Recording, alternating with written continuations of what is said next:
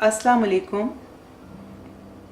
सर्दियाँ शुरू हो गई हैं और सर्दियों में पुराने वक्तों में कुछ ऐसी हलवा जात और ऐसी चीज़ें बनती थी जो कि सर्दी के लिए बहुत फ़ायदेमंद होती थी। तो आज मैं एक ऐसी ही रेसिपी आपके साथ शेयर कर रही हूँ जो कि ख़ास तौर पे सर्दियों में बनाई जाती है और ये बहुत फ़ायदेमंद है। तो आज मैं आपको अलसी की पिनिया बनाना सिखाऊंगी। तो मैं आपको बताती हूँ कि इसके लिए हमें किन किन चीज़ों की ज़रूरत है। मैंने इसके लिए अलसी या फ्लैक्स सीड लिए हैं। फ्लैक्स ये मैंने 100 ग्राम्स लिए हैं और अगर हम मेजरिंग कप से इसको नापेंगे तो ये 3/4 कप है। और इसके अलावा मैंने आटा लिया है, ये 1 कप है भर के और तकरीबन 125 ग्राम ये बनता है। और आप इसमें ये रेसिपी आटे के साथ ही बनती है, लेकिन आप इसमें आटे के साथ थोड़ा सा बेसन भी शामिल कर सकते हैं तो उससे भी टेस्ट अच्छा बनेगा। और मैंने 1 कप ही चीनी ली है और 6-7 हरी इलायची ली है जिसको मैं कूट लूँगी इसको। और ड्राई फ्रूट्स में मैंने थोड़े रेजन्स लिए हैं और 1 कप ही मैंने घी लिया है। आप इसको देसी घी में या घी में बनाएंगे तो बहुत अच्छा बनेगा। कुछ ऑथेंटिक रेसिपीज़ होती हैं या मिठाइयाँ होती हैं वो घी में ही अच्छी बनती हैं। और मैंने बादाम लिए हैं तकरीबन 1/4 कप है। और इसके अलावा मैंने पिकेन्स लिए हैं और वॉलनट्स लिए हैं। तो ड्राई फ्रूट्स जो है वो आप अपनी मर्ज़ी से इसकी मिक़दार कम ज़्यादा भी कर सकते हैं और अपनी मर्ज़ी के ड्राई फ्रूट्स भी इसमें ऐड कर सकते हैं। आप इसमें काजू ऐड कर सकते हैं या फिर पिस्ता भी, तो जो ड्राई फ्रूट आपको पसंद हो। इसका मकसद ये है कि हम इसको बहुत ग़िज़ाइयत वाला बनाना है और सर्दियों में चूँकि ड्राई फ्रूट्स बहुत बॉडी के लिए अच्छे होते हैं तो इसलिए ड्राई फ्रूट्स का इसमें इस्तेमाल मैंने किया है। तो चलिए अब हम इसे बनाना शुरू करते हैं। अब मैंने एक पैन ले लिया है और इसको मैंने चूल्हा ऑन कर लिया है और मैं अब इसमें फ्लैक्स सीड यानी अलसी डाल दूंगी और हमें इसे ड्राई रोस्ट करना है।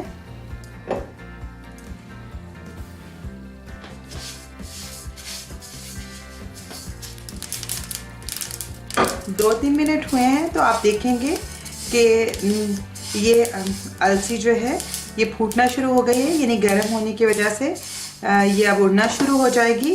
तो फिर आप समझेंगे कि अलसी जो हमारी है वो सही तौर पे फ्राई हो रही है।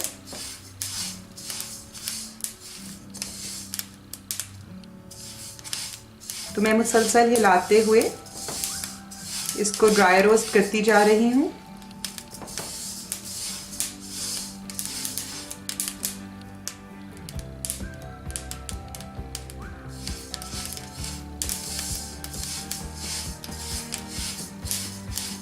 फ्लैक्स सीड या अलसी ये बहुत फ़ायदेमंद है मुख्तलिफ़ दर्दों में, जोड़ों के दर्द के लिए और इसके अलावा सर्दी से महफूज रहने के लिए और बहुत सारी घुटनों के दर्द और मुख्तलिफ़ बीमारियों में बहुत फ़ायदेमंद है।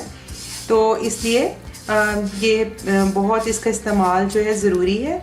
आप पिनियों की सूरत में या फिर ब्रेड्स के अंदर भी इसका इस्तेमाल होता है और बहुत तरीके से इस्तेमाल कर सकते हैं।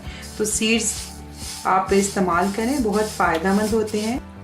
तो आप देखिए कुछ मिनट्स के बाद ये बहुत आपको नज़र आएंगे कि इसके दाने जो हैं वो आप फूट रहे हैं और इसके अलावा इसमें से एक खुशबू आ रही है, तो इसका मतलब है कि ये फ्राई हो गया है। तो अब मैं इसको निकाल कर ठंडा करूँगी और फिर इसको पीसूँगी।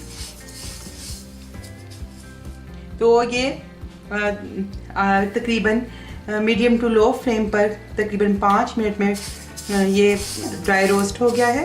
तो अब मैं इसको ठंडा करूँगी। तो पैन में मैं घी शामिल कर दूँगी, इसे मेल्ट होने के लिए रखती हूँ।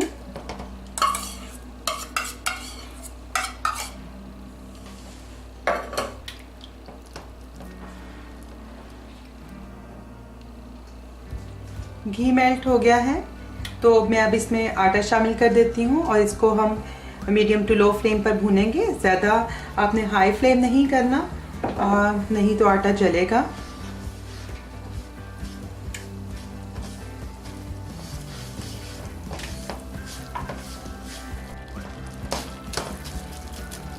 तो आटे को मैं लो फ्लेम पर भून रही हूँ।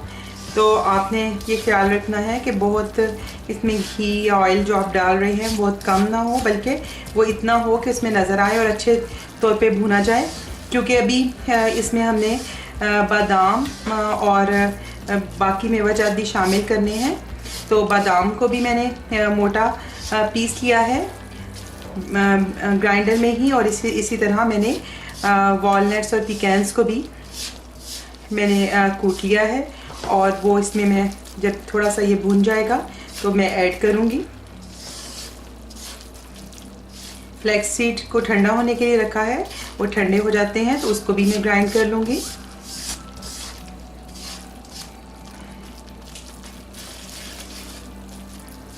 मुझे इसे भूनते हुए तकरीबन 5 मिनट हो गए हैं, और अब आप देखेंगे तो थोड़ा इसका कलर चेंज होना शुरू हुआ है, ये भुनना शुरू हुआ है। और आपने इसे बिल्कुल छोड़ना नहीं है, बल्कि साथ साथ चम्मच हिलाते जाना है सारी साइड से साफ करते हुए, ताकि बिल्कुल भी जले ना, क्योंकि आटा भी बहुत जल्दी जल जाता है। अब मैं इसमें इलायची पाउडर 6-7 इलायची का जो मैंने पाउडर बना लिया था वो मैं इसमें शामिल करके साथ मिक्स कर लूँगी।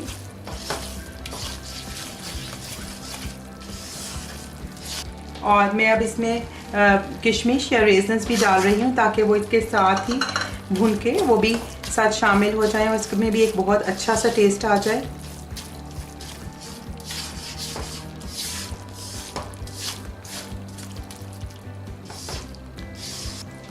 ये देखिए बादाम को मैंने पीस लिया है, और बिल्कुल आपने आटे जैसा नहीं करना, बल्कि इसमें चंक्स पीस के हों। तो मैंने इसके इस तरह इसको कुछ मोटा और कुछ पतला पिसा है, और ये इसमें ऐड करूँगी और साथ इसको भी शामिल करके भून लूँगी। अब ये भुनने पे आ गया है, इसका कलर भी चेंज हो रहा है।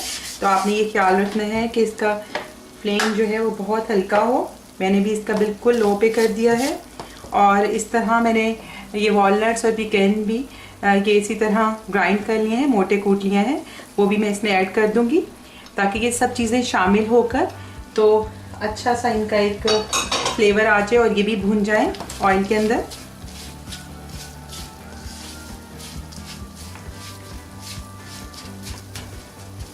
तो इसीलिए हमने इसमें ऑयल खुला डाला था, इतना कम ऑयल में नहीं बनेगा, क्योंकि जब इसमें मुख्तलिफ चीज़ें शामिल होंगी तो ये ड्राई होता जाएगा, वो भी एब्जॉर्ब करेंगे अपने अंदर ऑयल। तो इसको चूँकि आटे को हमने अच्छा भून लिया था और आखिर में ये चीज़ें भी हमने शामिल की हैं।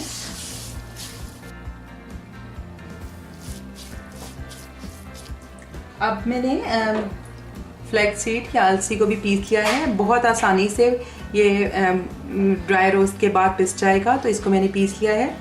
ये भी मैं अब इसमें शामिल कर देती हूँ।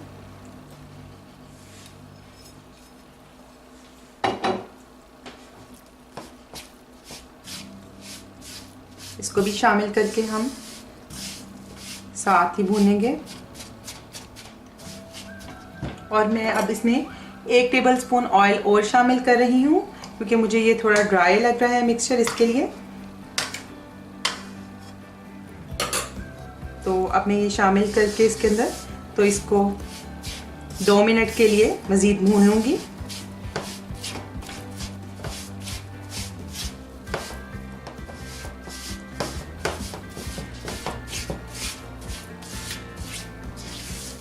तो फ्लैक्स सीड का कलर चूँकि ब्राउन होता है और रोस्ट होने के बाद थोड़ा सा और डार्क हो जाता है, तो जब ये छिलकों के साथ पिसता है तो इसका कलर थोड़ा ब्लैकिश नज़र आता है। लेकिन रोस्ट करने के बाद इसमें से बहुत प्यारी ये खुशबू आ रही है और इसका टेस्ट भी बहुत बढ़ जाता है। अब मैं 2 मिनट इस मिक्सचर को सारी जो चीज़ें इसमें शामिल हैं इसको मैं 2 मिनट मज़ीद लो फ्लेम के ऊपर इसको भून लूँगी। तो 2 मिनट हो चुके हैं और अब ये सब चीज़ें बहुत अच्छे से भून चुकी हैं, बहुत प्यारी इनकी खुशबू आ रही है। तो मैं इस फ्लेम को ऑफ करती हूँ और इसको निकालती हूँ। और अब हम शीरा तैयार करेंगे चीनी इसमें मिक्स करने के लिए। अब उसी पैन में चीनी शामिल कर दूंगी और आधा कप इसमें पानी शामिल करूंगी और इसका हम शीरा बना लेंगे।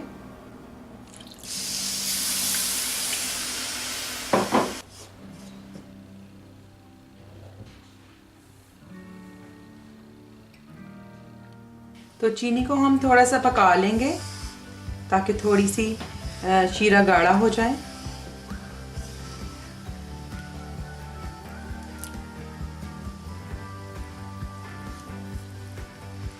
तो कुछ मिनट्स के बाद आप देखिए कि शीरा इस तरह गाढ़ा हो गया है। तो अब जो सारा मिक्सचर जिसमें सारे नट्स और आटा और फ्लेक्सी शामिल हैं मैं इसमें शामिल कर दूंगी और मैं चूल्हा बंद कर दूंगी और इसको मिक्स कर दूंगी।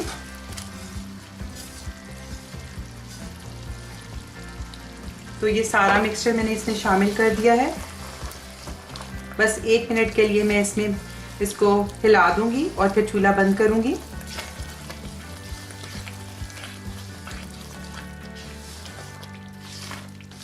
बस सब चीज़ें अच्छे से मिक्स हो गई हैं। तो ये मिक्सचर जो है अब मैं इसका फ्लेम ऑफ कर रही हूँ और इसको थोड़ा सा ठंडा कर लेंगे। ज़्यादा हमने इसको पकाना नहीं है। तो मैं फ्लेम ऑफ कर रही हूँ और मैं अब इसको थोड़ा ठंडा कर लेती हूँ। तो मैं मिक्सचर को हिलाते हुए ठंडा कर रही हूँ। हमने इसको बिल्कुल ठंडा नहीं कर लेना, बल्कि इतना गर्म हो कि हमारे हाथ इसको सह सके। तो हम इसके बॉल्स बना लेंगे, इसकी पिनियाँ जिसे कहते हैं, लड्डू भी कह सकते हैं।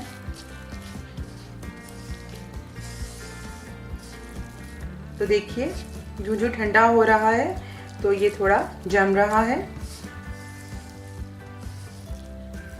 और अगर शीरे में हम इसे ज़्यादा पका लेंगे तो ये बिल्कुल ड्राई मिक्सचर बन जाएगा, बिल्कुल अलग-अलग सा, और फिर इसकी पिनियाँ नहीं बनेंगी।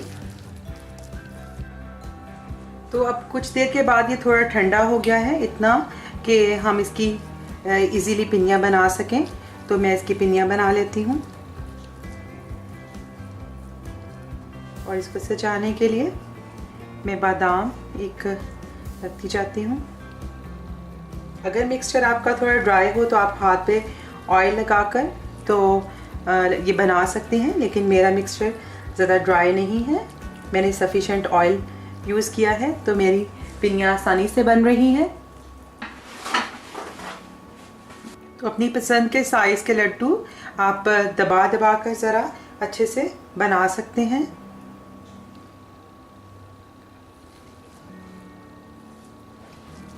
और चूँकि मैंने इसमें बादाम शामिल किए हैं तो बादाम के साथ ही इसको गार्निश कर रही हूँ। आप काजू के साथ या किशमिश के साथ भी इसको गार्निश कर सकते हैं।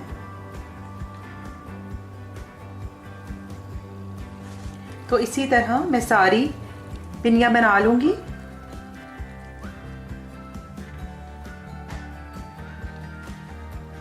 तो हमारी अलसी की पिनियाँ तैयार हैं। ये बहुत फ़ायदेमंद होने के साथ साथ जायके में भी बहुत मज़े की हैं। इससे पहले मैंने अलसी की पिनियाँ नहीं बनाई थी। अलसी की पिनियों की फरमाइश मेरी एक प्यारी बहन अमतशकूर साहिबा ने की थी, और ये कैसे मुमकिन था कि आपके इतने अच्छे कमेंट्स के बाद मैं आपकी फरमाइश पूरी ना करूं। तो सर्दियों में मैंने आपकी फरमाइश पूरी की है। आप यकीनन इसे बनाएंगी और इससे फ़ायदा उठाएंगी।